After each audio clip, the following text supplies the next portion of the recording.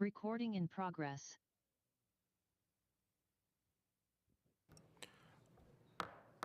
All right, let's call to order. So in keeping with the notice given to the general public, we're calling to order the public hearing on the proposed budget for fiscal year 2025-26. We'll do a roll call. Board members, Board Member Randall. Present. Board Member Real. Here. Board Member Barraza. Present. Vice Chair Bernal Morales. Present. I am here as well.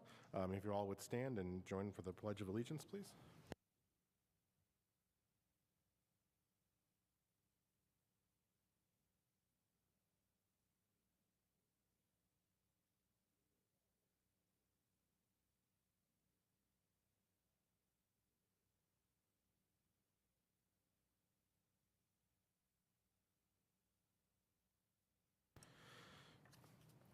All right, so move on to our land acknowledgement. So Pima Community College acknowledges that we're gathered on the traditional lands of the Tohono O'odham and Pasquayaqui peoples who have stewarded this land since time immemorial. We recognize their enduring presence and contributions to the region. As we honor this history, we commit to learning from indigenous communities and supporting their sovereignty, culture, and rights. So at last month's meeting of the governing board, a comprehensive review of the proposed fiscal year 2025-2026 budget was presented by Dr. B. Following discussion, the board directed that the proposed fiscal year 2025-2026 budget be formally presented for consideration by the residents and taxpayers of the college district. This has now been accomplished in accordance with state law by publishing the proposed budget and a notice of this evening's public hearing in the Arizona Daily Star on May 23rd and May 30th, 2025. The board would like to ask the administration to give a brief overview of the budget prior to responding to any questions from the public. So Vice Chancellor Dr. B, if you want to come up and give us a brief overview, and then we'll do the call for public comments for the budget.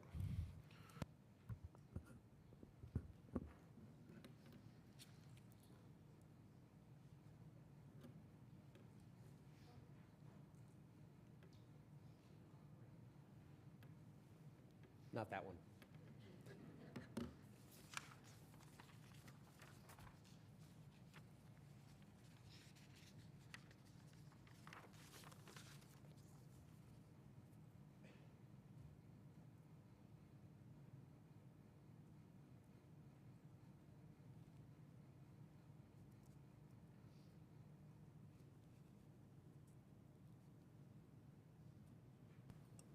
Are we waiting for slides or?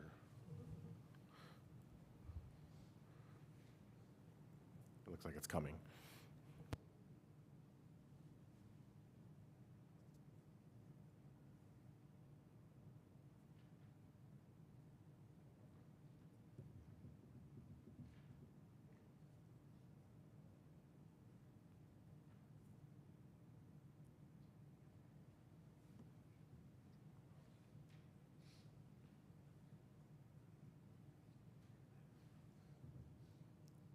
We'll be quick once we get started. Sounds good. I think we just said you had to be brief, not that the period of time we had to wait to get it up was brief.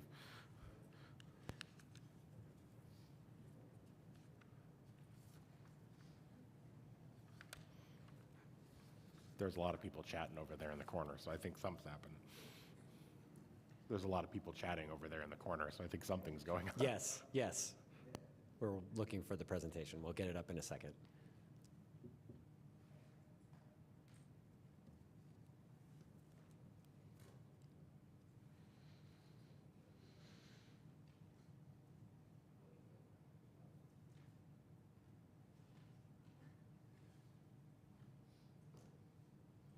I'd give an update on the basketball game or the hockey game, but it just started, so.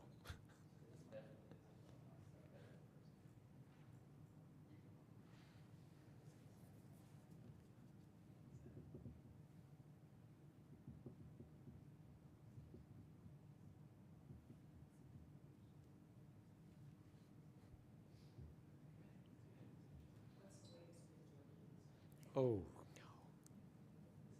Got it. I've got the wrong document.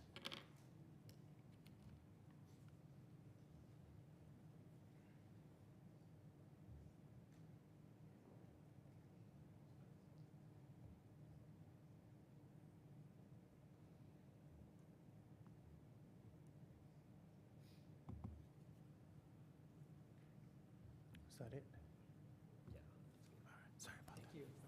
There we go. Take it away, Dr. B. All righty. Chairperson Taylor, members of the board, Chancellor Nassy, colleagues and guests, it's my pleasure tonight to give a brief overview of the budget. And since I was tasked with a joke, I'll say the only one that is coming to mind right now is, how do you make God laugh? Make a plan. Not a good joke, just a joke. But it fits tonight, so there you go. All right. As you know, we developed the budget through a series of conversations, board action items, starting in the fall and then all through spring semester, looking at projections, looking at estimates, looking at priorities of the college. And here we are tonight for the final stage of the adoption of the fiscal year 2026 budget. Also reminding you that the board action sets the maximum amount for the budget. It doesn't require that all funds be expended if fewer programs or services are needed, and it allows for future reductions based on lower revenue projections. So if during the course of the year something happens, there's a change that occurs, we can always reduce the budget. We just can't spend more than what the approved and adopted budget is. Now, this is for members of our community who may be here tonight.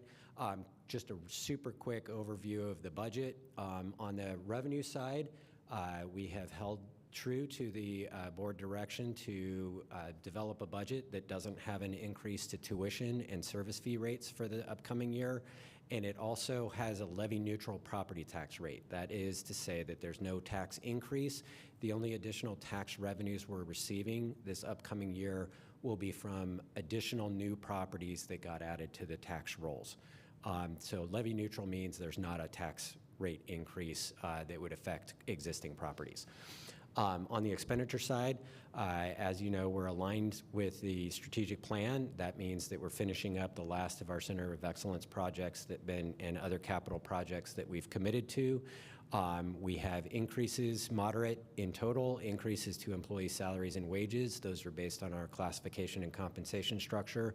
That includes providing a year of experience for employees for the experience that they've added since they've been at the college in their position.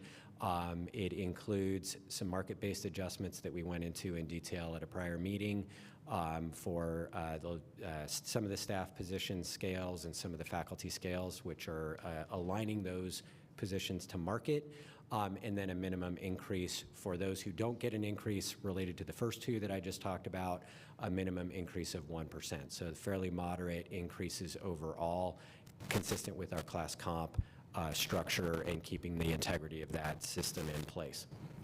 The budget has an emphasis on efficiency that is looking to keep cost reductions down as much as possible, and then identifying through attrition primarily or exclusively at this point, a number of positions to continue to close over time. And the target is in the neighborhood of about 30 positions in the upcoming year, again, through attrition. And then lastly, minimal increases or not increases, but minimal funds allocated for capital and IT infrastructure commitments. Those are mostly life cycle type replacement projects. In total, the budget is a pretty significant reduction year over year. Fiscal current year budget is $373.8 million, and it's dropping down to $332.7 million. The big reductions are related to the changes in capital, so we don't need as much capital since we're finishing up those projects. You can see the allocation, and again, I mentioned there is an increase in property tax revenue from 141 to 143.8. That $2.8 million increase is completely related to growth in new properties.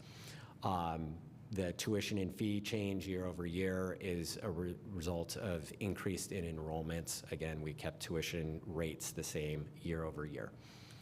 On the expenditure side, the same story that we've been talking about, that the big changes are a big decrease in capital and reserves.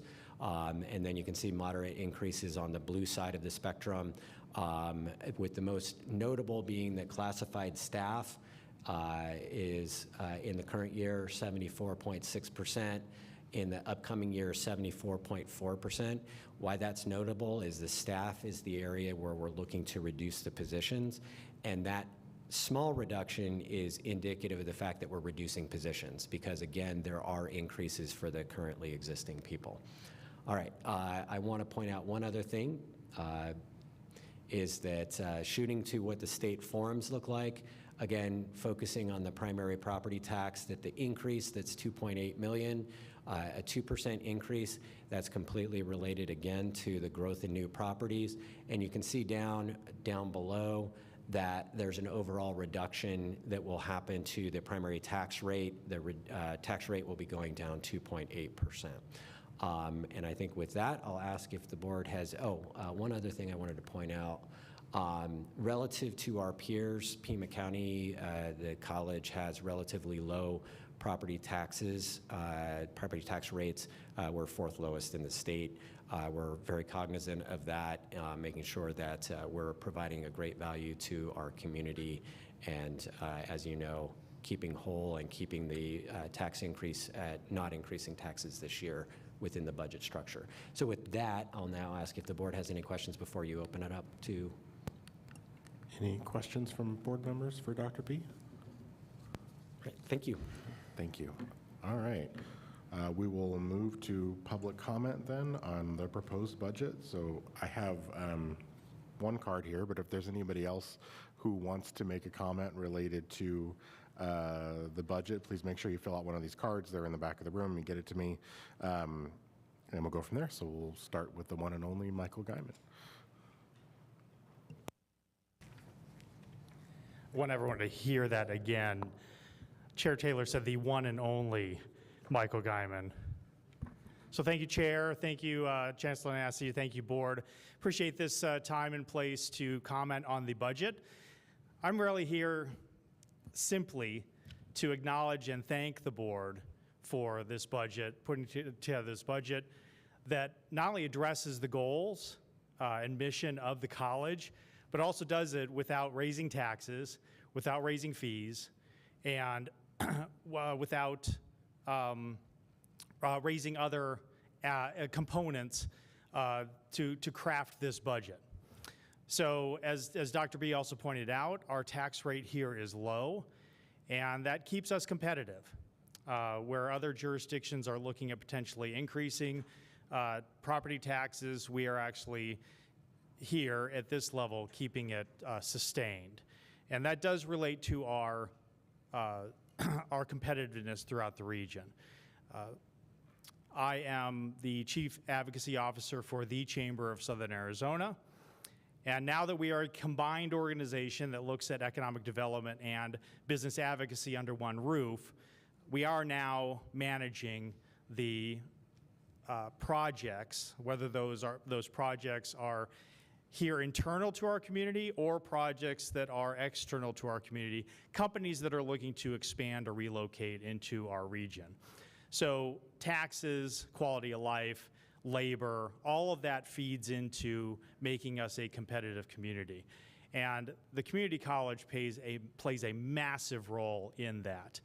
From a labor standpoint, surely, the college is constantly working with industry. I am on the executive committee of the Workforce Investment Board, and all the conversations that we have there relate to making sure that we address the supply with the demand.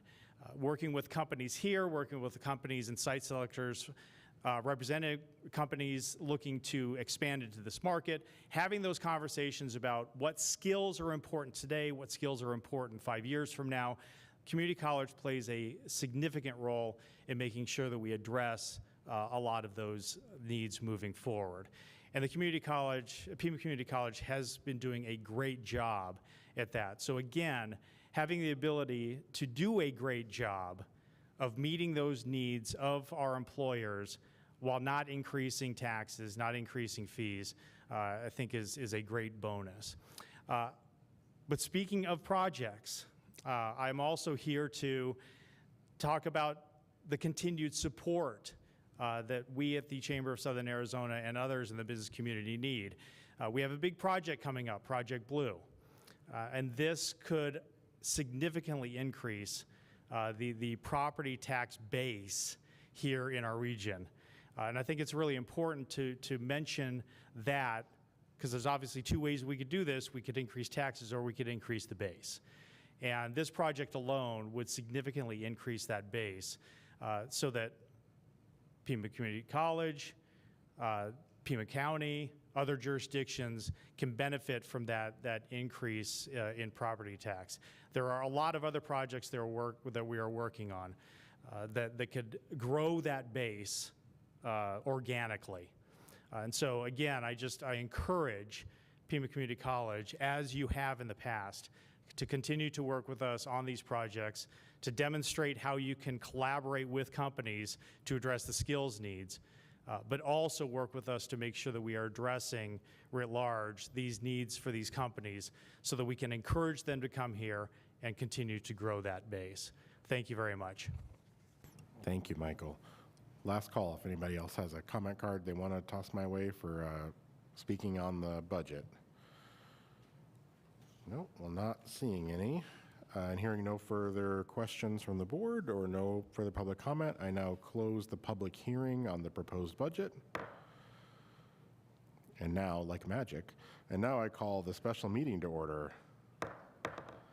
Having met the requirements prescribed by state law, I do have a motion to approve Pima County's, or making a motion to approve Pima County's Community College District's property tax rates and levies for the fiscal year July 1, 2025 through 2026. Is there a second? Second. All right, so this has to be a roll call vote, so we can't do our usual yays and nays. So I will go down the line unless someone has a point of discussion before we do that. I just have a comment. We raised taxes 2 years ago, and my property tax went up. I think it was like $12.96 for the year, and I was fine with paying that because I value education. I think the reason that we decided we didn't want to do a property tax increase this year is because we want to see if Pima College can be more efficient with the monies that we have. It's not that we don't, think that the college deserves more money. We do think we deserve more money. I'm just going to point that out there. But we want to do our part in being more efficient. So, Michael, I really appreciate your comments, and any way we can help. By the way, I don't know what Project Blue is, so I think I should have asked you a question, but I'll call you up sometime within the next 2 weeks and see what's going on. But thank you. Any other comments or discussion? I'll just add too that, for me, absolutely, there are different ways that we hope to bring additional resources into the college. And I've said this in previous meetings, but, my vote to approve this budget is really about stability. It's about, we're in a time of incredible disruption, of uncertainty, of instability. And so for us to be able to say we will continue to provide the same level of service, which is what we're saying, but we're also going to do it in a way that doesn't add to that instability, doesn't add to the cost that we're asking taxpayers to pay or that we're asking our students and families to pay, we hope can add stability, or I hope can add stability into an otherwise increasingly unstable environment. So hopefully the families we serve will have some continuity. Any other comments? Nicole? Yeah. I just want to thank the Chancellor and his executive staff. I know that previous to this board, budget conversations started in September and October, and as soon as we were sworn in, there have been many meetings where we've been briefed and gotten up to speed, and so I want to thank the Chancellor and his team for that. It has felt like drinking out of a fire hose at times, but I think this board has had ample opportunities to discuss the budget, and I think there are many items which we have noted previously that make us very proud of this final product. Thank you. Thank you, Dr. Anything Morris. else? No? All right. So just a reminder, the motion is to approve the Pima Community College District's property tax rates and levies for fiscal year July 1, 2025 through June 30, 2026. So I have to do this as a roll call vote. So Board Member Randall. Aye. Board Member Real. Aye. Board Member Barraza. Aye. Vice Chair Bernal Morales. Aye. And I'm aye as well. So that passes unanimously. All right, moving on. So having met the requirements prescribed by state law for the review of the college's proposed budget, I'll make a motion to approve the proposed budget for the Pima Community College District for fiscal year July 1 through June 30th, 2025, through June 30th, 2026. Is there a second? Second. All right, with a second, any comments or discussions on that item? This is to approve the budget. It's kind of the same, very related to each other. No? All right, not hearing any discussion. We'll do this by roll call vote as well. Board Member Randall? Aye. Board Member Real? Aye. Board Member Barraza? Aye. Vice Chair Bernal Morales? Aye. And I'm aye as well. That passes unanimously. Thank you all so much. So with that, we will adjourn the special meeting.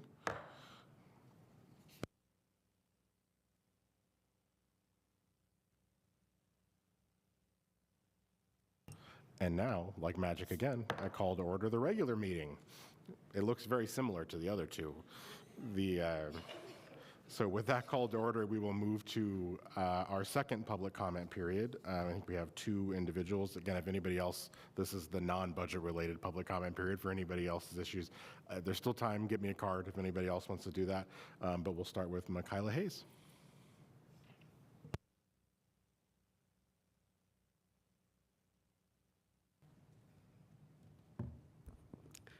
Good evening, Chancellor, board members, colleagues, and guests. My name is Michaela Hayes, and tonight I'm here mostly to represent myself with the informed conversations I've had with faculty, but this is kind of a different public comment for me. It's more representing my personal thoughts. So the first thing I wanted to do is to say, I heard a comment today that said basically everything is political. Even if somebody says they don't want to be political, that in itself is a political statement. And so I figured I would just share with you first a thank you for what you've done so far with the political climate over the last 6 months, and some thoughts about what I hope to continue to see. I'm really appreciative that Pima hasn't complied in advance. We've waited and we've seen what's going on. We're not making rash decisions, and I hope we can continue to do so. I appreciate taking a stand for what's right and working for our students and making sure that what we're doing goes with our mission, goes with our values, and goes with what we said we are going to do, follows through with our commitments. We're looking to make sure students get what they need for success. We are being responsive to industry, but we also want to make sure that students are prepared for the future. I was having a conversation last month, actually, when I wasn't here, but I was having a conversation last month about students today and how they're different from students of the past. And one of the comments was about how, you know, my parents' generation, they would make a commitment kind of to a company for their life. They would pick a career, they would stay in that career, they would live that. Companies made commitments to people for the course of their life as well. And that doesn't seem to be the case anymore. People of my generation, we were told, you know, you're gonna switch careers 3 to 5 times in your life. But it's probably along the same lines. My kids' generation, their jobs may not have even been created yet. And they're probably gonna change every 3 to 5 years, much less 3 to 5 times. They're gonna be doing a lot. We don't know where they're going. So we wanna make sure that while we're preparing them for current industry needs, we're also preparing them to be adaptable, to change, and to grow, and to learn how to learn and be a productive society member. So just a thought about how we change our curriculum at some point. We need to continue to fund what matters and fund our future. I thank you so much already for what we're doing with TRIO for the summer, but we really need to work to reinstate our state funding. I know that you're on board with that. I just wanted to put it out there that this budget's great. It'd be even better if the state paid for it and recognized that we're serving a huge population of students here because they aren't helping. And I just wanted to kind of call that out a little bit. I wanted to thank you for, and make sure that everybody knew that our police force here gets mental health training, not for themselves, but for the people that they're serving. And all of our officers have gone through a pretty extensive mental health training, and I thought that was amazing. And I just figured with today's climate, it'd be good for people to know that our police force is looking to help students. I hope that we can continue to protect our shared voice within the college. unions are kind of under attack right now throughout the country.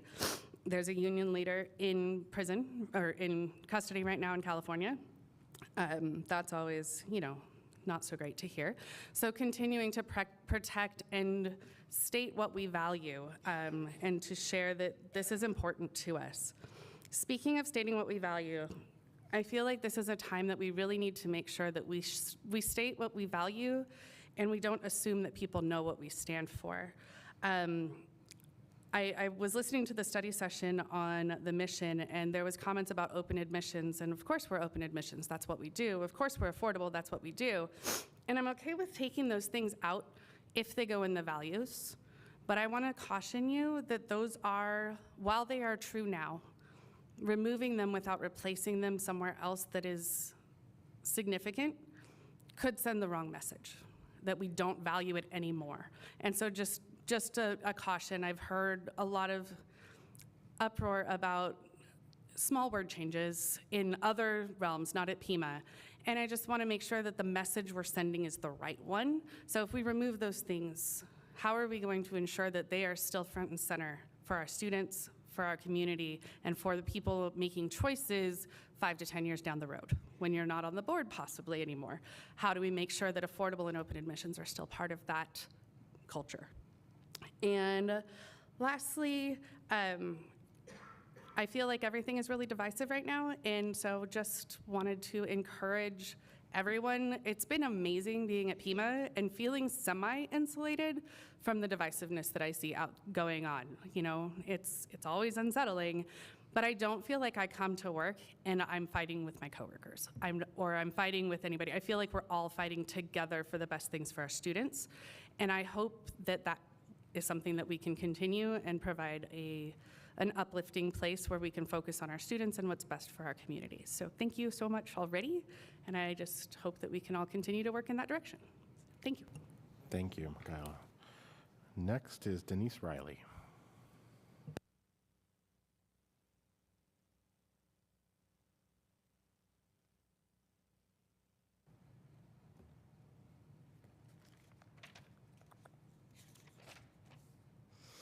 Good evening, Board Chair Taylor, Chancellor Nassy, members of the board, colleagues and guests. My name is Denise Riley, and I proudly represent the about 270 full-time faculty. This is hard with readers, right?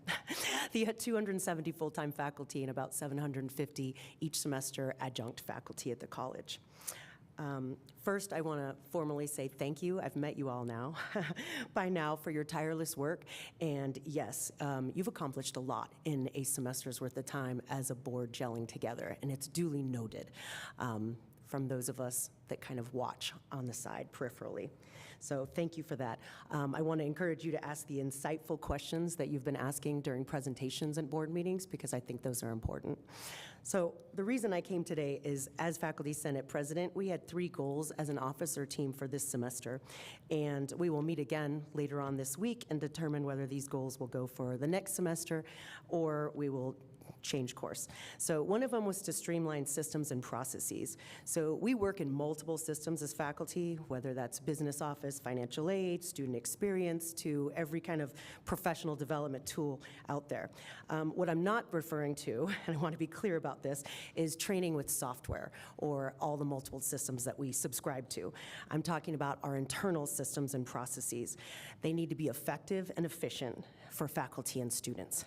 And so some of our internal challenges with these systems and processes have been the AP and BP process, some processes referring to admissions, records, and registration, as well as a significant one that was highlighted by our Chancellor, I'm pretty sure, in one of his goals, which is internal communication for faculty.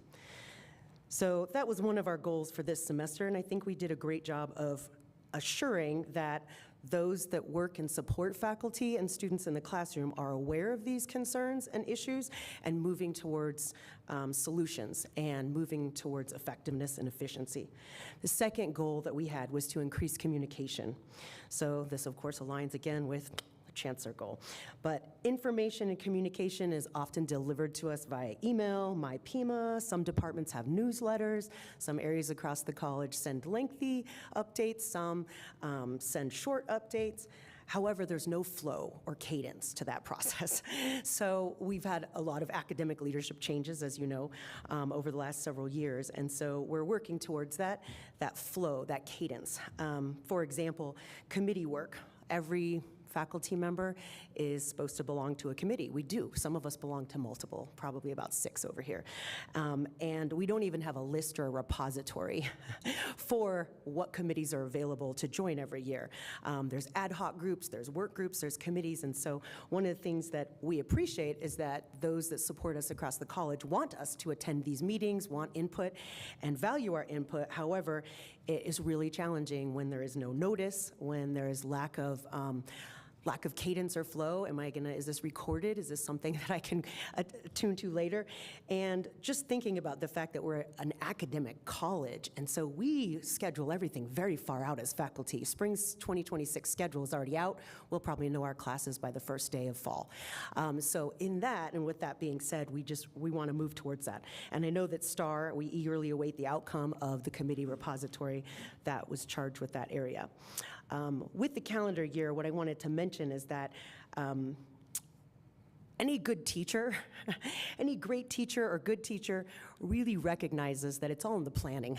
So the more that you plan for the lesson, the better the student outcomes will be. And so we know this going into it, but with lack of planning, we're just chasing the tail all the time. We're just trying to catch up. And so I have requested in every public avenue possible that those areas of the college, whether it's business, financial aid, STAR, student experience, schedule things far in advance so that we have the time, energy, and dedication to attend important things and to move the needle forward and support that.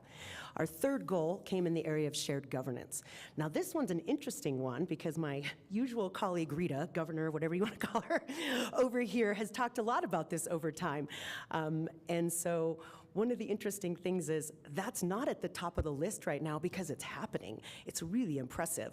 I want to I want to acknowledge, sorry, that was the wrong word. I want to acknowledge Board Member Riel for trying to tackle this over a year ago, starting that process there. And then I also want to acknowledge, not commemorate, don't worry. I also want to acknowledge Dr. Nassi for his support in this governance model and really talking about this regularly and openly with faculty. I also want to, not commemorate, I also want to acknowledge Dr. Rourke, who's our acting academic provost, or acting provost, sorry, there's a long title for that.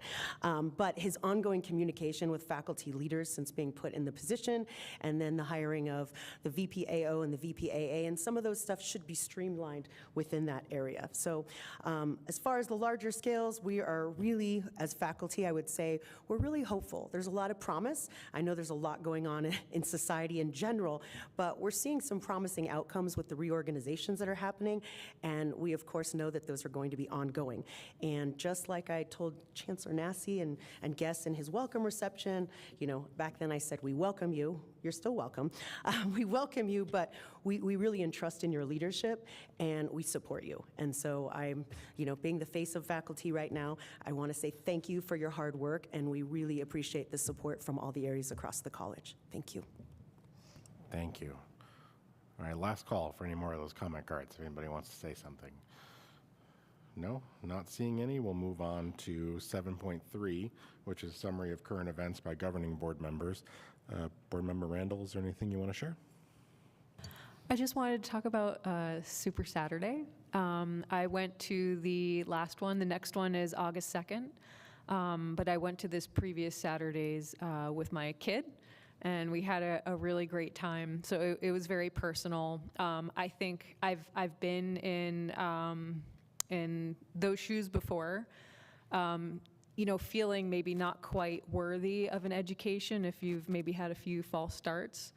So it was a really validating experience for him, and I hope that other folks get the chance to go because it was really great. Thank you. Board Member Rial. So I had a list of things, and just now it sort of popped. Oh, yeah. So I was down with COVID last board meeting last month, and I was hardly sick. I didn't feel bad at all. I just got knocked out by this sort of brain fog. I was ineffective and didn't get anything done for almost 3 weeks, which is not like me at all, and so it felt horrible. I was laying in bed watching the Pima graduation on the live view on my phone. I was lying down looking at it like that, and it was lovely. It wasn't as lovely as being there in person. I can honestly say being there in person is way better. But the fact that all of those students accomplished this amazing task and all of our faculty, staff, and administrators did what you needed to do to help them attain that goal is so impressive. And so I'm just really, really proud of everybody at the college, students and all of the employees for doing that for me. It was a highlight of my very bad 3 weeks. I also attended the Adult Basic Ed High School Equivalency graduation ceremony, and there again, talking about students who have had to deal with way more than their fair share of hardships and trials, and to see that they had accomplished this amazing feat, it was just really amazing. Families and graduates were so happy, and then as I was leaving, I saw staff instructors and faculty instructors and administrators out in the lobby just being so proud of their students for accomplishing that major goal. And all of you other faculty will be seeing those students in your classes hopefully now in the near future. This governing board, we had an amazing retreat the last week, Thursday and Friday, and I really can say that I think it was the best presentations that the governing board has had in my 3 years. I was really, everyone was amazing. I was impressed with what I learned and the knowledge that you all brought to us. So everybody that was there, thank you very much from all of us, I'm sure.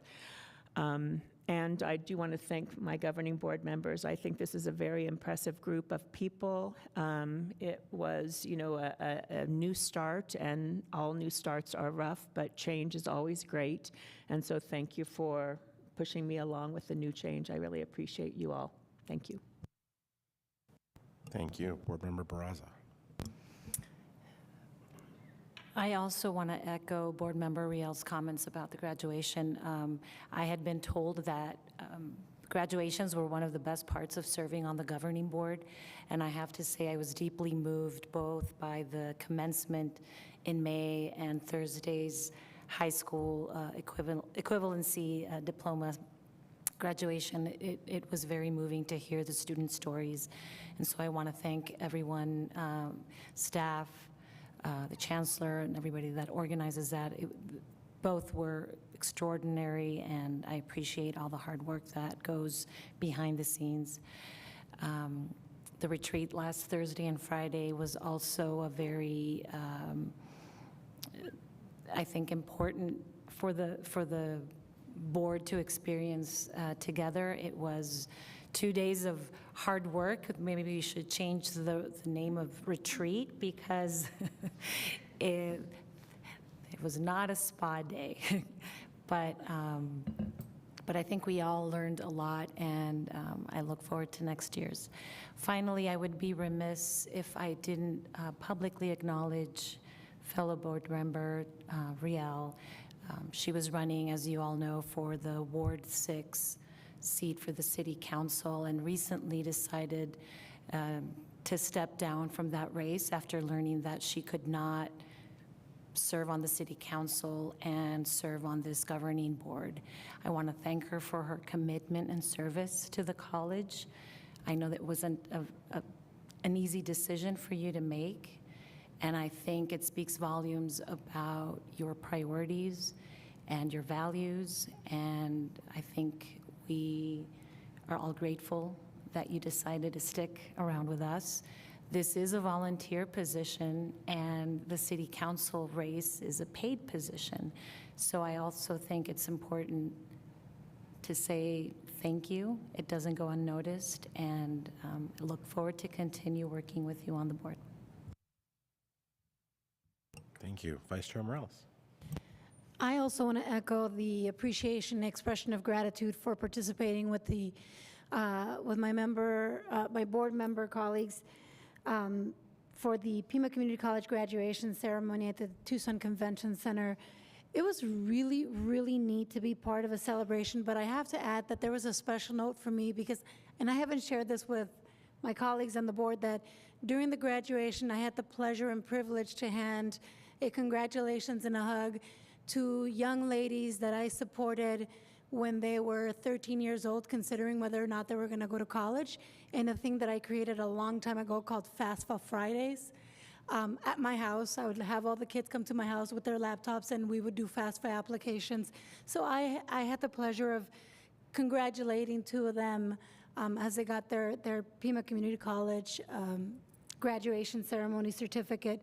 And I also had the pleasure of congratulating my cousin, who is a single mom of 3 kids, 2 with disabilities, who has been a lifelong learner, but has been persistent and dedicated to her education and her growing and her learning. So I really want to make sure that I say congratulations to Perla Gomez, who completed her associate's degree and is continuing her education. And I had the privilege of being on stage with her and seeing Board Member Barraza give her her certificate and congratulations. And I also had the pleasure of participating in the Santa Cruz Provisional College Commencement Celebration. That one, I have to admit, it's especially important to me because I am a Nogalense, so being able to go home and celebrate Nogales folks and saying congratulations was extra special for me. But overall, I really want to say congratulations to all the graduates and everyone who supported them along the way. I know many times we celebrated all of you here for being faculty and staff to support the students, but we really wanted to congratulate also the parents, the family members, all of those individuals that played a role in the success of our graduating students. And I was just very happy to be able to share those moments with them. And I would be remiss if I didn't congratulate Board Member Randall on her appointment for, oh my God, I just skipped my mind. Thank you, Flynn Brown. She was selected as a Flynn Brown candidate, the incoming cohort, so congratulations to you for that. Great honor.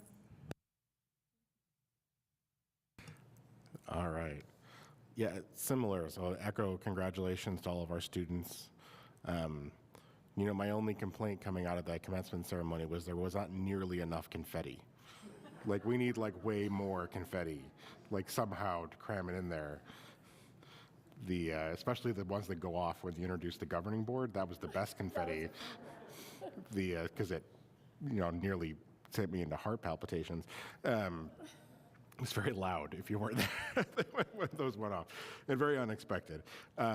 Similarly, though, thank you to, you know, when we did spend Thursday and Friday of last week together in that board retreat. So I want to thank all of the staff and administrators and others that came to present to us. Similarly, it was very thorough. It was a very thorough acknowledgement of where we're doing well, where we have opportunities for improvement, and I came out of it very heartened in that we're taking a realistic look at the operations of the college and are going to be working to shore up, not that we're not doing a good job, but we are, but to shore up the areas that need to shore up, and it seems like everybody's committed to do that work, and I'm excited to see where that goes over the next year and beyond. And similarly, thank all my fellow board members. You know, as was said a minute ago, you know, we are elected officials, but we're also volunteers. This is not a paid gig, so we had to take, you know, 2 full days away from our jobs or our families or our lives and other things in order to be able to do that. So thank you all for spending the time together. I think it was very educational for me in terms of learning about what's going on in the college and us learning more about each other and how we're going to work together into the future to provide the best outcomes we can for the students served by this institution. So I was incredibly pleased with what came out of that. And then finally, I just wanted to, and someone correct me if I'm wrong, but Dr. Duran-Cerda, I think this is your final board meeting with us, at least as a staff or an employee of the college, although you are, of course, welcome to come back to future board meetings if you would like and say hello. But I just wanted to acknowledge all the years of service that you had of the college and certainly your time as interim chancellor. And you know, I've said this before, but it still remains true that there is no one I've met in my time on this board that cares more deeply about this community or our students. So you'll be missed, and I wish you the best in whatever's next in your journey.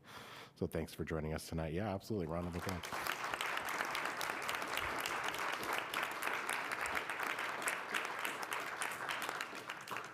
All right. well, that's the last from me. So let's move on to 8.1, which is our administration report. So the first is a report from the All-Employee Representative Council with Dr. Conover and Michaela Hayes. Good evening, everyone. Members of the board, Chancellor, colleagues, and guests, we are excited to do a very brief overview of AERC, a little bit of the history and some of the things that we're working on. I'm here with my co-chair, Michaela Hayes, and she and I will tag team as we go through this. Before we, which one on the right? There we go. We have some new board members, so we want to give a brief history. So for those of you who haven't been with the college for a long time, for years and years and years, we had a very formal meet and confer process. Employee representative groups would bring forth their ideas, informal declarations. College would have theirs. We'd sit down. We'd talk back and forth. People would leave the room. They'd talk amongst themselves.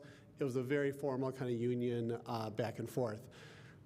While that was very professional, it wasn't very collaborative, and it was very structured in a way that we weren't able to have dialogue throughout the year. So some changes with the state law, some changes with the college, we were able to identify a new way for us to approach policy, for us to approach concerns from both administration and employees to really continue a dialogue throughout the year, and we've really been able to accomplish quite a bit through that process.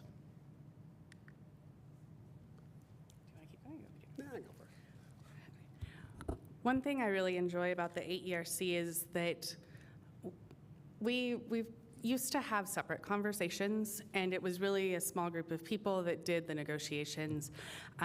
When we switched to the new model of AERC, it took a bit of time to get really word out of what we did. And so we have representatives from all of the employee classifications serving 2-year terms. That includes temporary employees, though they are hard to keep because they are temporary. We do currently have one, and that is very exciting. We always work to get more. And we've had adjunct faculty consistently on the group as well.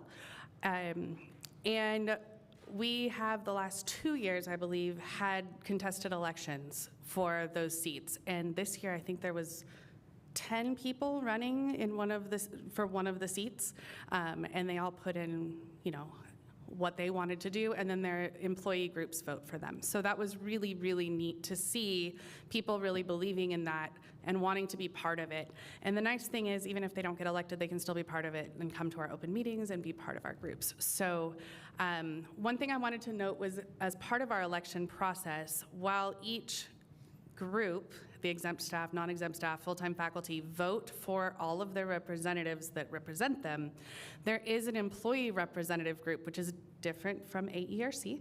There's PCCEA, which is the faculty union. ACES is the exempt staff representative group, and AFSCME represents the non-exempt staff. And there is one reserved seat on the AERC within each position. So the other 3 seats are elected by the group that they represent. And we don't really necessarily act differently within the group. It's just we are part of that group, and as part of the board recognized representative group, we get to have that seat at the table to ensure that voices are heard. Yeah, I'm gonna stop there. Let's see. So AERC is charged to look at compensation and working conditions, and as you might guess, many of the policies that we have either directly or indirectly impact that work. So we get things coming to us from employees from different areas of the college. Sometimes, HR will come to us and say, this isn't working. This language is confusing for both employees and supervisors. It gives us an opportunity to sit down with experts, to bring different thoughts to the table, and really battle through to find a policy that's going to work for everyone. And I'm really pleased to say that while our conversations can be passionate at times, people really work well together. And I have to give credit to the members of AERC who spend hours and hours on these policies, working through them, making sure all the voices from the college are representative, and we're able to really come to consensus. And we often get things that don't really fall into our world, but we can act as an advocate group to get the employee the information they need to get them to the right part of the college and kind of guide them along the way if we don't exactly fit into the policy realm for some of the things that they brought forward. So some highlights. We are an extremely busy group. We meet every other week as a large group, and then oftentimes multiple different smaller group meetings going on throughout. Our every other week meeting is 2 hours long and nonstop. If you've come to one, I tend to run a little bit of a rapid fire meeting. It's fun. We enjoy. We let everybody speak and we hash stuff out. But it's a really productive conversation for the most part. So budget priorities and classification and compensation really fall into our wheelhouse. And we had a couple of things we really wanted to tackle this year. One of them, Amanda Abens actually brought to us the temporary staff instructors who are essentially the adjunct faculty of the staff instructor world for our ABEC program and for other things, were not included last year in the class and comp study, and possibly the year before. So you all voted in a mid-year race to kind of give them an adjustment that they hadn't gotten with everybody else. And now we're working to ensure in policy that we look at temporary staff instructors when we look at adjunct faculty raises. So that language should go in there to help us to remember to do so, but you just voted through one earlier tonight of a budget that includes a raise for them.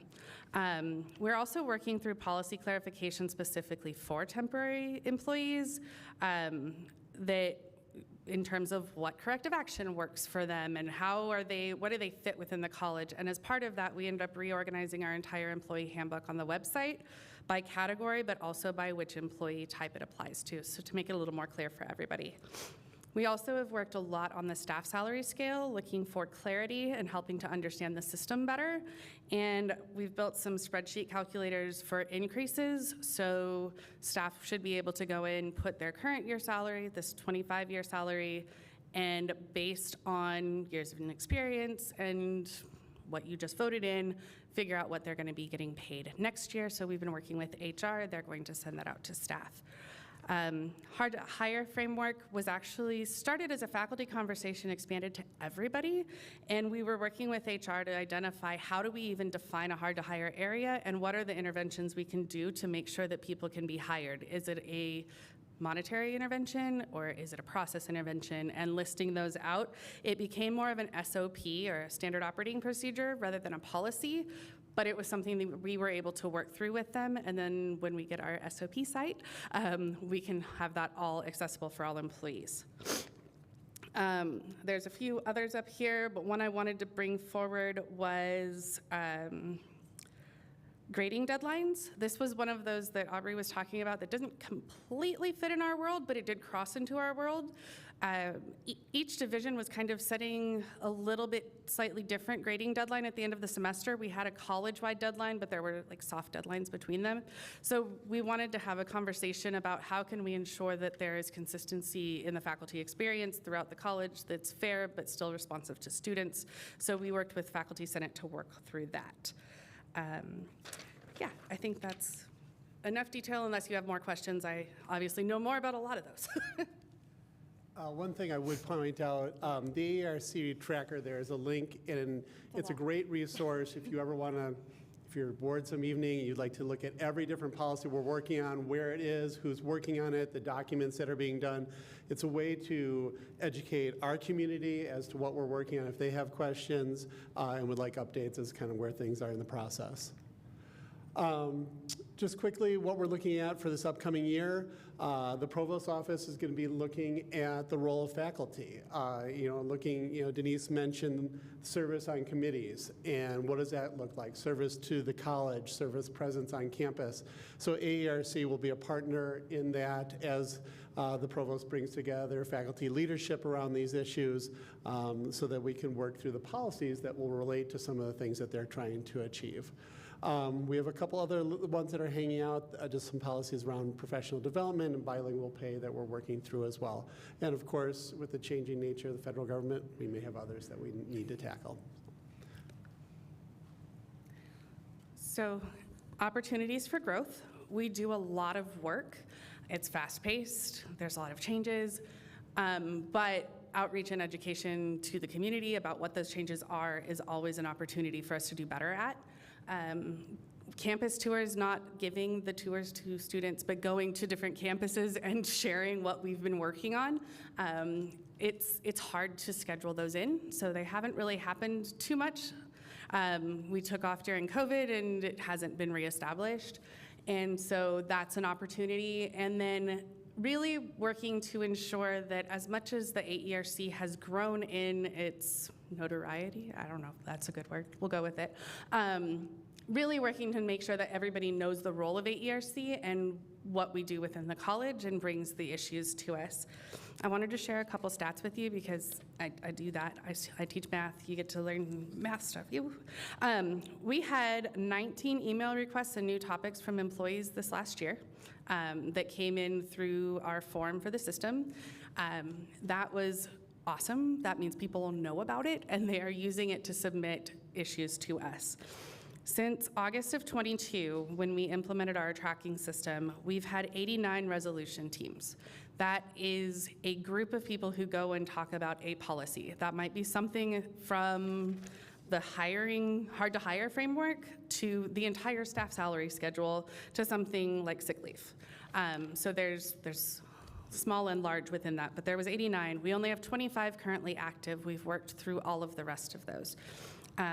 We've revised our workflow. We've identified a prioritization process within our group. We've made training videos for AERC members of how AERC works and used Google Docs. We use Google Docs a lot, so there's a training video on how we use them as well. And we've created salary lookup tools for staff, for faculty, and a tool for adjunct faculty to be able to figure out when they get kicked into retirement if they work too much. So using spreadsheets and informing people on that education piece. We also are completing an audit through AERC right now. A part of it is AERC. The other parts are PCC, ACES, and AFSCME, but we did work through that this year with Jose. So our other opportunity for growth is making sure that we have clear communications with the people that we represent. So we're looking at potentially listservs or some way for the representatives that are on AERC to communicate easily with the people they represent to ensure that they're informed. So that's something we are working on. All right.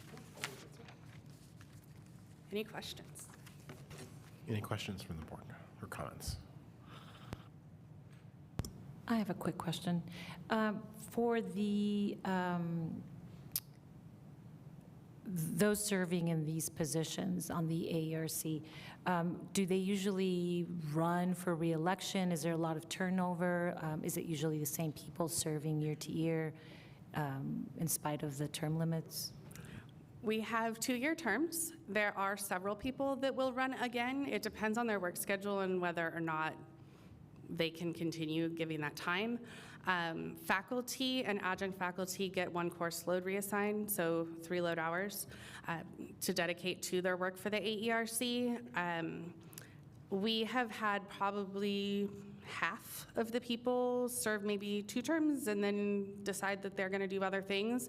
We have somebody who's now returning again, and we have a new person joining us. So it's been really nice to see that kind of not full turnover, but lots of people interested, and wider voices. We have a lot of math and writing faculty, and part of that is because our divisions are bigger, so people have more time, but we're looking to get other divisions involved as well. The staff has been a little bit more turnover, but I think due to the nature of their jobs, it's harder to donate that time for more than 2 years. Thank you. So just to follow up, so you said that math and writing are larger divisions, so you have more time, but that's, you all teach the same 15-hour loads. It's just that when you have a larger department, you have more people to spread to do all of the other requirements of scheduling classes and all of that. Is that what you're saying? Exactly. If you're a small department, if, for example, a department of 1 or 2, you're going to be doing all of your program scheduling, all of your advising for your program. You're going to be doing all your scheduling. You have your department head work and your other faculty duties. When you have a department of 20 to 30, you can spread those out, and there's more people that aren't doing leadership roles that can take on other committee work that's more time consuming. That's been a real challenge for us because we want to get our workforce faculty more involved, but they have a lot more external requirements that they don't have as much time they can give. So we work hard to make sure they're represented in their voice, but it's harder when they're not at the table. Any other questions or comments? No? All right. Thank you both. We appreciate All right, it. thank you. All right. Moving on to the Pima Community College Foundation. Marcy?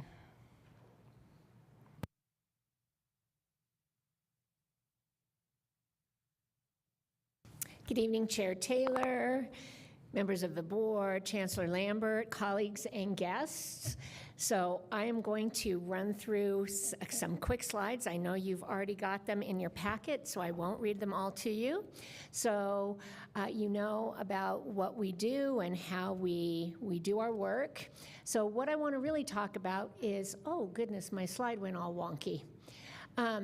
So where we started. So the college, the foundation separated from the college in October of 2017. So I'm looking at July 1 of 2017 through June 2024, which are our audited financial years. We'll look at our current fiscal year to date, which includes from July 1 of 24 through April of 25. We're still finishing up our May financials. Next fiscal year, obviously coming up, and then some plans for the future. So where we started. So you can see on here that at the end of fiscal year 2018, the foundation had approximately $7.8 million that we had invested in our portfolio. At the end of this past fiscal year, we are at approximately $15.8 million. So that's an increase in just about $7 million.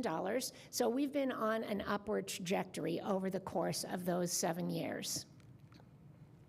Also, during that period of time, the donor-directed expenses that we have provided to the college for student scholarships have been just about $3.3 million. The program expenses, over $6 million. So we've done about $9.5 million in direct support back to the college for students, for faculty development, for equipment, for program enhancement. And the foundation pays for all of our other expenses with unrestricted funds, which, by the way, are the hardest to get. And so that can be a little bit of a challenge for us. And you can see the percentages on the pie charts that primarily our money is directed toward programs and scholarships in 65-35% split. Our revenues over that period of 7 years, almost $23 million, almost $4 million from the services agreement. So if we subtract out the services agreement, almost $19 million are what we've collected, what we've collected. And so the services agreement is a small portion of the revenue we can collect for all types of income, including investments. So where are we this current year? Again, donor-directed expenses, we have expensed through April 30th about $640,000 in scholarships. As of May, that is up to $685,000, and we may have a little bit more before the end of the fiscal year. About $780,000 in program support, so almost $1.5 million. Probably by the end of the fiscal year, it'll be closer to $1.5 million that donors have directed what they want us to use the money for, that we have provided to the college or to students, and everything else is unrestricted dollars that we spend for professional development, for office supplies, for the community activities that we do, all of the other things that the foundation is responsible for. Revenues, we've collected about almost $4 million. We will probably, we'll definitely exceed that we'll exceed $4 million by the end of the fiscal year. Our services agreement revenue through April was $500,000. That will go to $600,000. And so as of April 30th, we're at about $3.5 million in terms of revenue without the services agreement. So you can see our services agreement, we rely on the services agreement a little bit less right now because it's only 13% of our revenues collected. And you can see that our scholarship distribution is going up in this particular fiscal year. So as of May 31st, our investment portfolio was 17.7. As of the close of the market today, we're at 17.92. That's always subject to change. So our permanently restricted or endowed funds are $10 million, and our temporarily restricted funds just over $7.25. As I said, we've brought in we've spent $685,000 plus. That's 720 awards that have been given, and our budget was $525,000 for scholarships. So people have been generous and provided us with opportunity that we didn't know we had when we went through our budget process over a year ago. Okay, coming up fiscal year. This seems probably a little low because I just told you that we're going to have $685,000 in scholarship expenses. There are some scholarships that have sunsetted. Donors have given us money. It is no longer available because it was a general scholarship, not endowed. Plus, we also have been responsible for all of the Ford Asset students who are in the Earn to Learn program. We may not have to be as involved in that because that is now an accredited program that is financial aid eligible, and some of that expense may shift over to the college through the scholarship office, where that's undetermined. So that's why that has pulled back a little bit. Program expenses at $1 million, so $1.6 million. Again, everything else we spend in our expenditure bucket is paid for by unrestricted funds. All revenues, about 3.8. Our services agreement that ideally, knock on wood, you will be approving this evening, $600,000. And so about 3.2 million in revenues, not including services agreement. And so that number for revenue is pulled back a little bit because of the uncertainty around things happening with philanthropy, right? We know that the government is doing some things. We don't know how private philanthropy will respond to some of those. So we're a little bit conservative on that side, just not knowing. So plans for the future, I'm not going to read all of this, but we would love to see $1 million or more submitted to students for scholarships. We want to increase the size of our portfolio, including our endowments. We would love to have a building named, public-facing, at least one.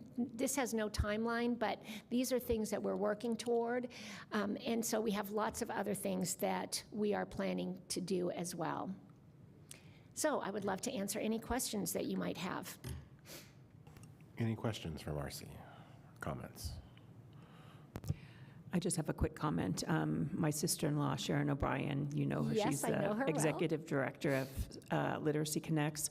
When all of this started happening a couple of 6-7 months ago, she mentioned to me how much nonprofits were being affected by the worry about what the federal government was going to do. And she and I had this really great conversation, and this is an amazing thing that individuals, you have in your control to use your money and donate it to good programs like the Pima Foundation and Literacy Connects. Just because there's worry out there doesn't mean that we all can't stop being supportive of the programs that we value. So I hope that what's happening in the world doesn't keep affecting all of these amazing programs, especially yours, Marcy, so thank you. Thank you. Any other questions or comments? No? I'll just add a thank you for the work that you're all doing. You know, I mentioned uncertainty versus stability earlier, and my federal government crystal ball broke a long time ago, so we'll see what happens in the coming months or years, but I think we're probably entering a period where we may be needing to lean on private philanthropy more and more to accomplish the goals we want as an institution. And I know you can't like conjure money out of thin air. It takes work and effort. So thank you to you and your whole team who do that, because it's important, and I think it's going to be increasingly important for the institution in a different way than it has been in the past going forward. So I appreciate what you've done and what you will be doing in the future. Thank you. Thank you for your time. Thank you. So there are no reports by representatives to the board this month. So we will move on to the Chancellor's report. Chancellor? Thank you, Mr. Chair, Madam Vice Chair, members of our board. Always great to see you. I also want to recognize the great service and leadership of Dr. Duran-Serta, who I've only known for, I guess, 10 months or so, but has been a great friend and supporter. Thank you so much, Dolores, for all you've done for the college. Much appreciated. And thank you to the governing board. I want to express my sincerest appreciation for each member of the board. Your commitment to service really goes far beyond, here at these meetings, certainly, which can go long and happen in our study sessions, but you really continue to make the college stronger, I think more responsive, community-focused, and thank you. You advocate for the college, you make us better, and support our students and employees in really remarkable ways. Just in my experience between the last board meeting and now, which has not been that long, you did 2 days at the board retreat. You're obviously here this evening. You went to the high school equivalency graduation. You did a study session on financial aid and the Pima Heroes Award. You were at the Santa Cruz graduation, the PCC commencement, which is long, few hours away from your families, the Veterans Graduation Ceremony, Honors and PTK Awards, the Student Life Awards. So thank you so much for going above and beyond, stepping up for our students, our team, and your unwavering support of our mission. I certainly am really appreciative. I just want to comment a little on a couple things on today's approval, beginning with today's agenda, beginning with the budget approval. Really proud to present a balanced strategic budget that continues to prioritize student success while holding the line on tuition and taxes. And to me, this really reflects a shared commitment to high quality, first and foremost, affordable education for the people of Southern Arizona. I think I have to say, really reflects the expertise and stewardship of our staff. Really want to recognize this is a team effort to put together a budget like that allows people to get some level of compensation adjustment, but we don't have to raise taxes nor tuition, and so that is great. Additionally, that area led by Dr. B, for the 33rd, I didn't realize this, consecutive year, the Government Finance Officers Association awarded Pima the Certificate of Achievement for Excellence in Financial Reporting for our annual comprehensive financial report. And this really is, in my research, the highest form of recognition in governmental accounting and financial reporting. And to me, the budget and the process that they work is really a testament to their strength and integrity of our financial leadership. So thank you, team, for that great work. I know later on the agenda we will be talking about TRIO grant funding and how the college is dealing with that. It's an interesting situation, and I'm eager for the board to kind of address that. But those are important programs, and we're going to work hard to try to continue support for those students. This is June, of course, which is our last board meeting of the academic year. I know we do have one more study session at the end of June, but we do not have another board meeting until September. We're kicking off that new academic year. Just a couple of things. When I first arrived, right, we had 3 big goals. One was accreditation reaffirmation. We did that April 1st, officially from HLC. That was done. Congratulations to this college, this team, the faculty, staff, the students, the board, for all making that happen. Enrollment and retention, we had a goal to increase our enrollment in the spring. We accomplished that. We are now in the summer. Right now, as I looked at that report, we have 9,778 students enrolled in the summer.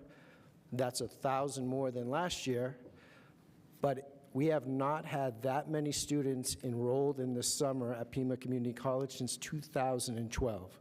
In 2012, we had 11,127 students. There's still some sessions available.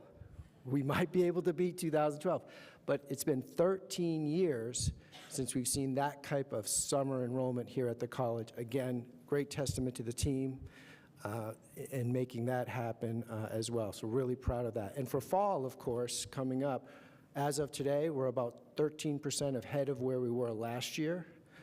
Hopefully that holds. It's real early, but we're also excited about bringing more students into the college.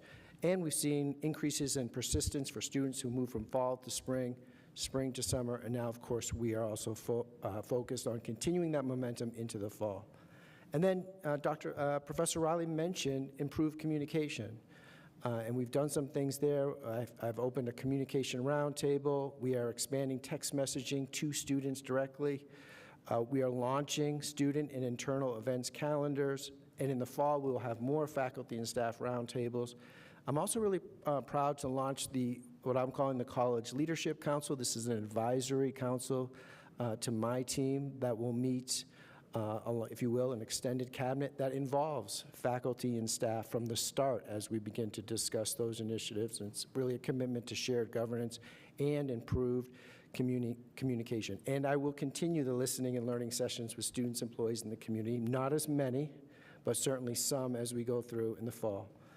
And just in terms of student success, you know, we talked about graduation. That was 5,983 degrees and certificates that we awarded in this community. That's over 150 nursing graduates, 1,200 graduates in transfer degrees, associates of arts, ABUS. Melissa Shaw, she is a student here with us. She won the prestigious, they don't give many of these away across the country, Jack Ken Cook transfer scholarships. It's over $55,000 a year for this scholarship. And so to me, that really speaks to the quality of the faculty and the support in our transfer mission. And things like our business students winning first and second place at the Arizona Community College Excellence Case Competition at UA's Eller College of Management. So lots to celebrate. I could go on and on about what's happening at the college. I do want to preview for the board a little bit about where we're headed into the future when we come back. Really thinking a lot about the student pipeline, so really streamlining our application and onboarding processes. We'll have a new application that we'll be launching very soon, and deepening our engagement with high schools and adult learners to bring more people into the college.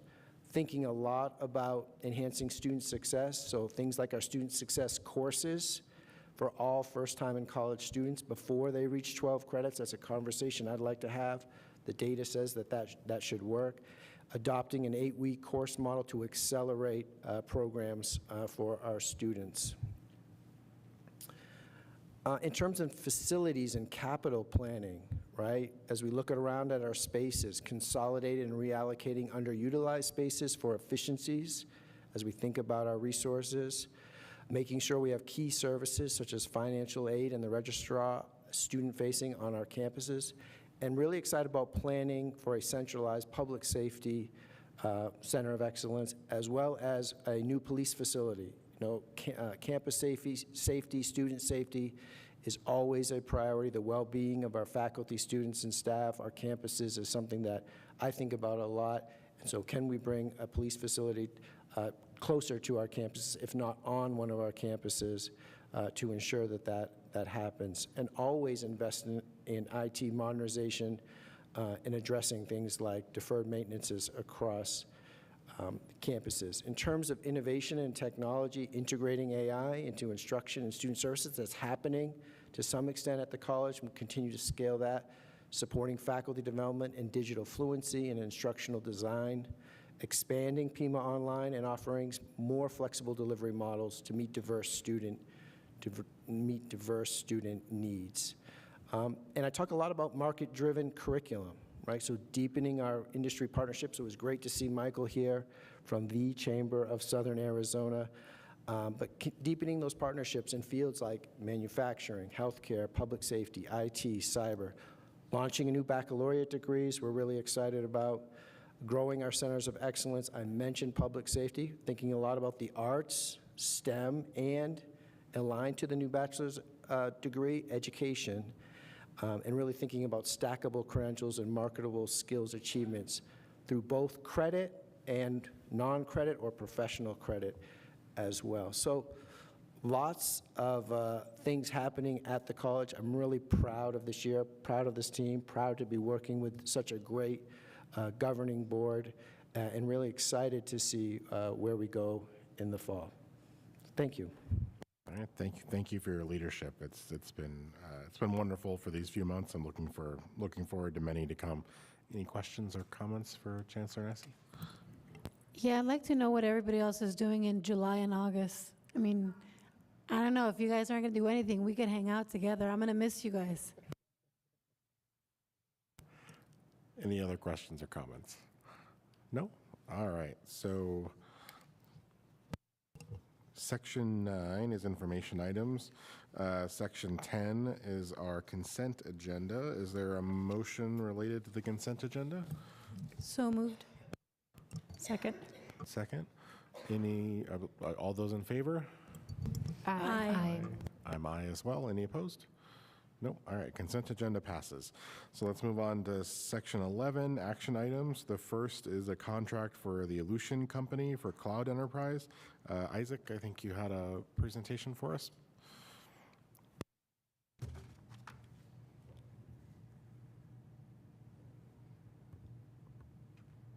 All right. Good evening, Board Chair Taylor, members of the board, chancellors, colleagues, and guests. Today, I'd like to give what I hope to be a short presentation overview of the current state of the college's Enterprise Resource Planning System and Student Information System, better known as Banner, and talk about where the future of that system is going. And I should grab the clicker. That's the purpose. And part of that transition to the software as a service model that the Aleutian product is going with, talk about what the financial commitments would look like, as well as that return on investment. So to give a very brief overview of the history, back in 1997, the college contracted with Aleutian, at the time known as SunGard SCT, to migrate the college's homegrown enterprise resource planning system and student information system to the Banner product.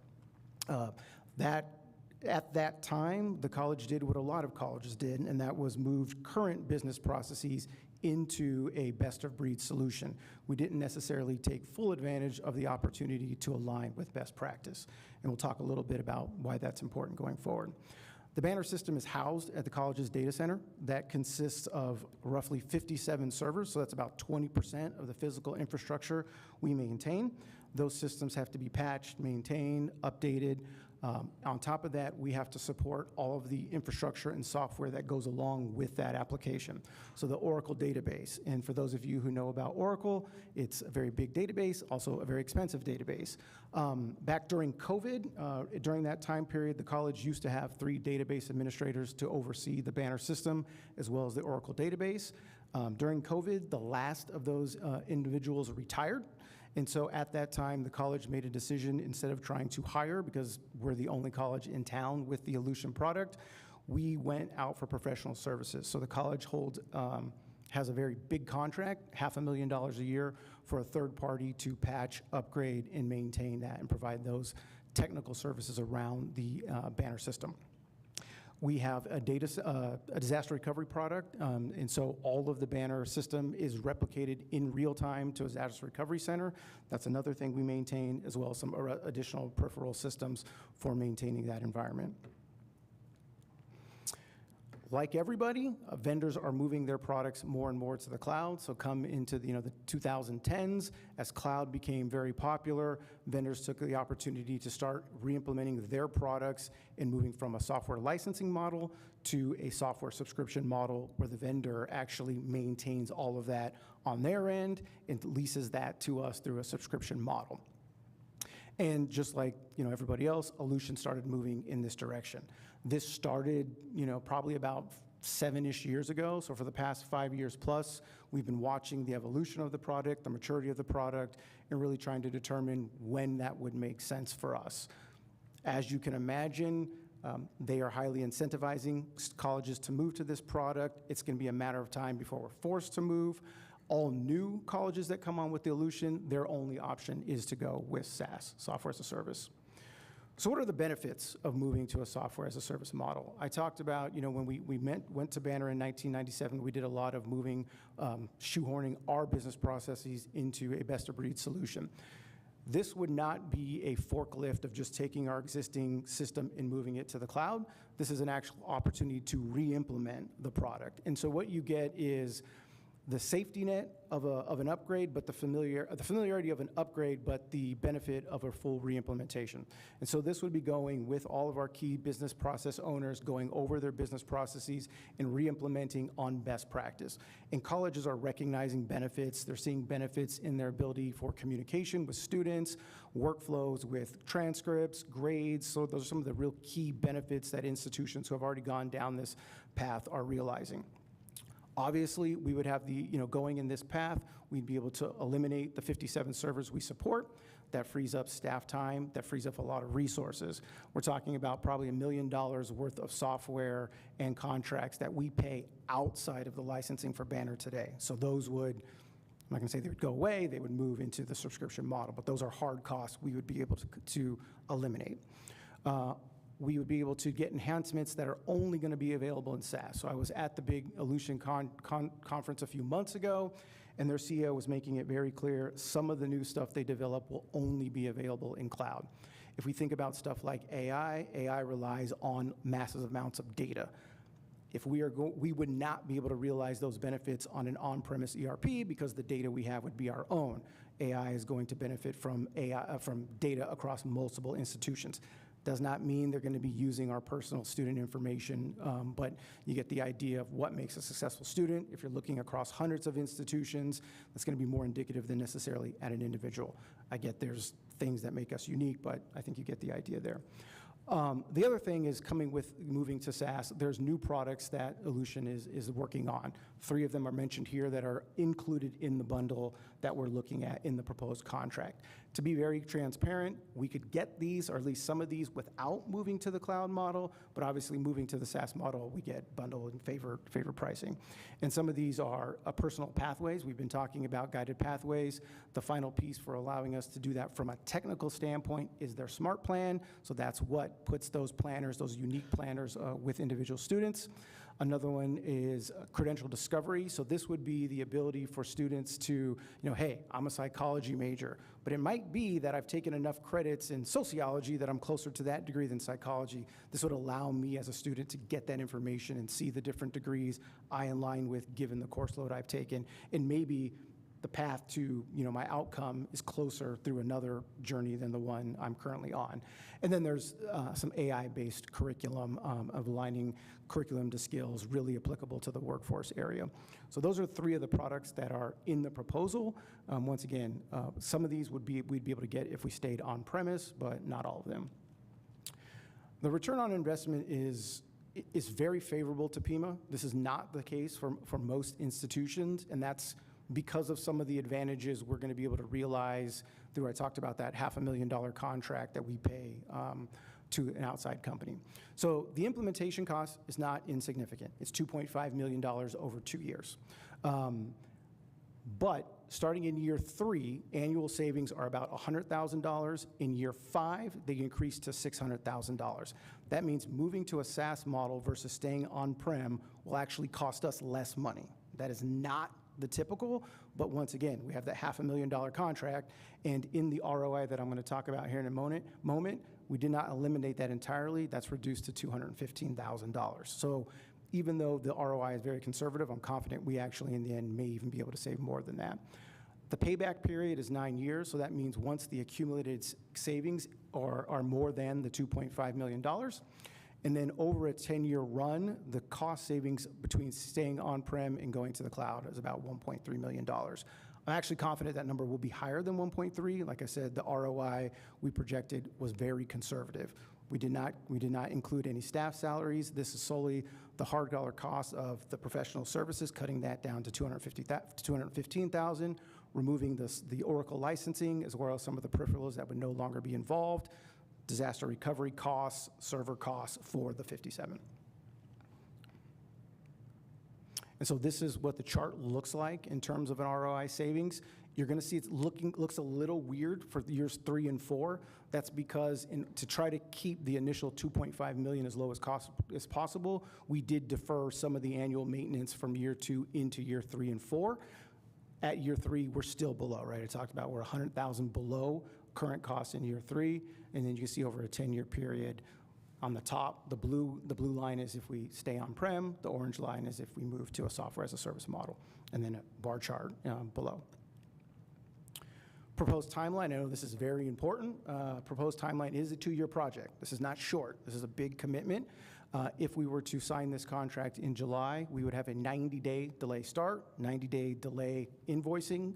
The project would begin in October 2025 with a go-live date of September 2027. What that means is for the 2 years we're implementing, we're not running 2 systems, but we are procuring. We would still have to maintain our on-premise environment with all the software costs, the licensing costs, and then come 2027 is when we'd be able to turn those off, and that's where you start seeing that ROI.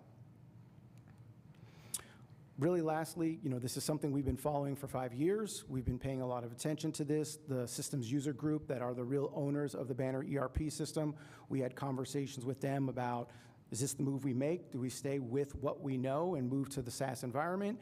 Do we look at other vendors? And it was consensus that we stay. We've put a lot of effort and energy. We've put a lot to get this system where we want it to be. We wouldn't want to throw that out and move to something else that would also cost a lot more money and have unknowns. There's been plenty of institutions, our Chancellor comes from one, that left Banner to another product and then boomeranged back. So with that, I'd be glad to answer any questions. Any questions? Yes, Board Member Randall. I do have a question. I'm interested, you said that it's atypical for the financials to be in our favor, yes. You said for other institutions. I'm wondering, why is it different for us? Board Member Randall, great question. So because we pay a third-party company to maintain our Banner environment for $500,000, we can eliminate that contract. Those aren't people maintaining it. That becomes a much more difficult conversation. That is our big leveraging point right there. Yeah. Yep. Other questions, comments? Can you tell me a little bit more about the current system that we have? How long have we had that one? When was the last time that we replaced it? Yes.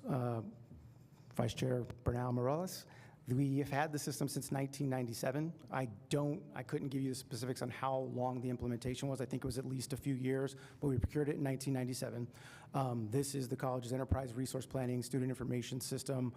It is all the records that make us who we are from a lot of aspects. Switching that system would be a massive endeavor. We have not switched the system, so we have stayed with it for a long time, and the recommendation would be to continue to stay with it. Now, we've looked at other systems, right? We've looked at your anthologies, your work days, but at the end of the day, the group really feels staying with what we have is in the best interest of the college. I have a follow-up question. With technology evolving as fast as it does, how do you anticipate, you said 10 years before we could see the benefit or the money back. When do you anticipate we'd have to replace this system? The goal would be never. But no, obviously systems like this change a lot. And there's a lot of systems around this system that definitely change on a faster basis. So for example, CRM, the one that came up some time ago, that has changed much more often than the ERP. Obviously, we always look at this. The contract is for 5 years. If for some reason there was a huge advantage to move to something, we would obviously look at it. A system like this is not one I anticipate us changing anytime soon. Thank you. Yes, you're welcome.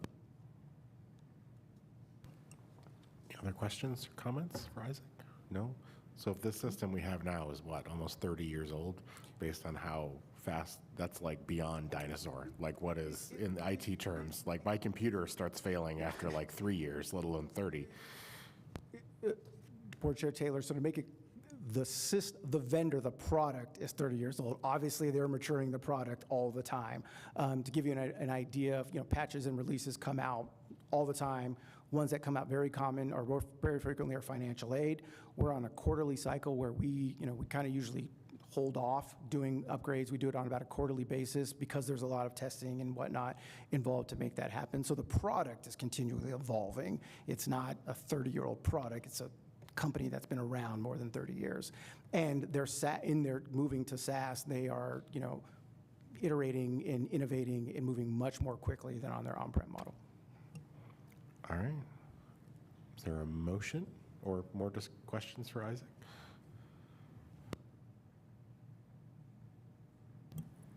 Okay, I move that we authorize the chancellor to designate and execute the purchasing agreement to re-implement the college's Ellucian Cloud program.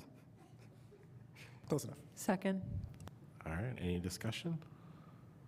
No? All those in favor? Aye. I'm an aye as well. Any opposed? Nope, that passes unanimously. Thank you very much, appreciate it. All right, moving on to 11.2, the discussion and possible action on TRIO grants. Was there a presentation that went along? Or did anybody want to say something? I wasn't sure if or it was just. I asked if there was a presentation that was going along with it, or if it was just There for is us not. to. There is no presentation. Okay. Any remarks you want to give to tee us up, or do you want us to just dive in? So Pima College was awarded TRIO grants. We have 10 TRIO grants at the college. A couple of weeks ago, we received notification from the Department of Education that 2 of the TRIO grants, Upward Bound grants, one at the Northwest, one at the downtown campus, would be discontinued from the Department of Education, and discontinued within 48 hours. So it wasn't like there was a 30-day lead up to this discontinuation of those grants. These grants are designed to help low-income, first-generation students prepare for college. It's primarily a college readiness programming for students that range from 9th grade through the 12th grade, some graduated seniors. And the aim of these programs, Chair Taylor, is to prepare students that might not otherwise be going to college to prepare and get ready for college. And so we are coming to the board for their support and continuing the summer program, which means that we're going to have to reallocate some resources, approximately $300,000, and rethink in how we approach these programs, but we think they're valuable. Students are already signed up for them. We do have staff, of course, who have prepared for these grants, and we think the programming is so impactful that we should at least continue it through the summer as we reassess all federal grants and plan accordingly. All right. I have some comments and a motion unless somebody feels like they need to jump in before me, and you're welcome to. No? All right. So, I think it's clear to me anyway that improving access to higher education is an integral part of this college's mission. It's what we do on a basic level. It's what community colleges do, and that's what this program is for. We've had TRIO grants to operate Upward Bound programs for more than 20 years now, and like the Chancellor said, these are programs that provide high school students from low-income families where neither of their parents hold a bachelor's degree with academic and support services so they can enroll and succeed in post-secondary education, whether that ends up being at Pima or whether they're going on a different path. But I think we all benefit from that increased access. I don't mean financially, I just mean as a society, as people grow and educate themselves. The Upward Bound programs that the college has operated have a consistent record of success with increasing enrollment and completion levels of students who participate compared with those who not. So there really is no question about whether these programs are successful in doing what they're intended to do. They absolutely are.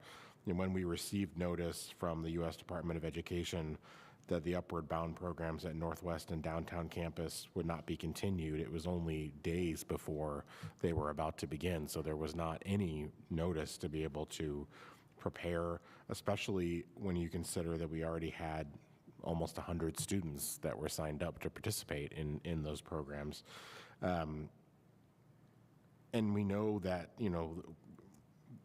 those students and their families were relying on these programs for their summer activities. These are not adult college students that we might be serving. These are 9th through 12th graders, so these are kids that are relying on these summer programs to be their enrichment, maybe for some of these parents, their childcare, so that they can work and can live their lives during the summer.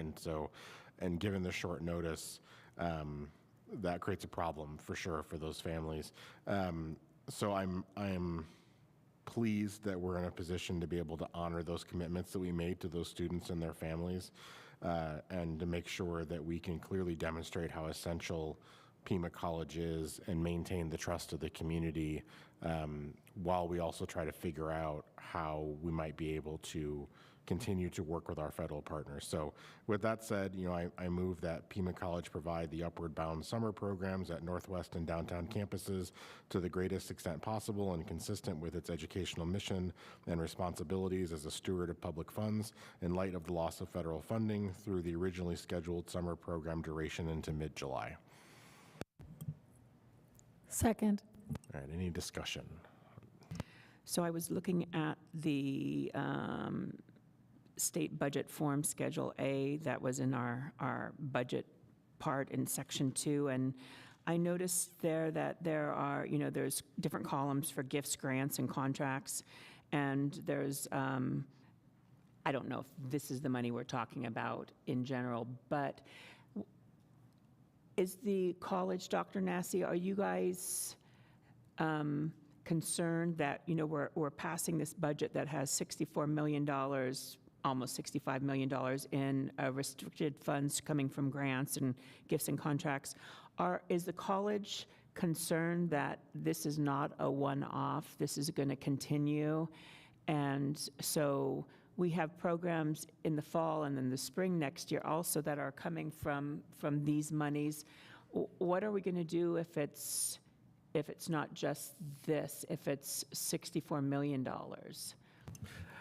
Yes, we're concerned, right? We're watching what's happening at the landscape, across the national landscape. We're paying attention. We're working closely with our legislative delegation, and we're reviewing, right? We're going to look at all of our grants and see what we can do to sustain these programs as best we can, right? There's a reason they're grants, right? They're not part of our general funding, so we're going to have to look closely at impact. But, worst case scenario, right? If the federal government stops the vast majority of these grants, we'll have some tough decisions to make. So we're spending time this summer looking at all of our TRIO grants and other grants and seeing what we can do to mitigate that potential reality.